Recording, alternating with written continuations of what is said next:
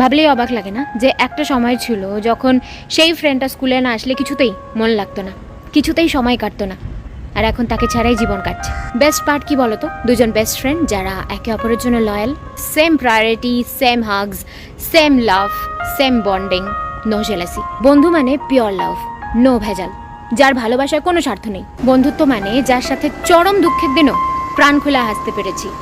বন্ধুত্ব মানে যার সাথে খারাপ সময় অতটাও খারাপ কাটেনি। বন্ধুত্ব হোক এমন যে নতুন কাউকে পেয়ে পুরনো বন্ধুকে ভুলে যাবে না। বন্ধুত্ব হোক এমন যে বলবে ভাই তুই টেনশন করিস না, আমি কিছু একটা জোগাড় করছি। বন্ধুত্ব হোক এমন যে বলবে তুই টিউশন না গেলে আমিও যাবো না, তুই কলেজ ট্রিপে যাবি না তাহলে আমিও যাবো না, আমি একা গিয়ে কি করবো। বন্ধুত্ব এমন ভাবে করো যে লোকে তোমায় একা দেখলে জিজ্ঞেস করবে যে আরেকজন কই, তোর পার্টনার কোথায়। আমার বেস্টি মানে শুধুমাত্র আমার বেস্টি, অন্য কারণ না।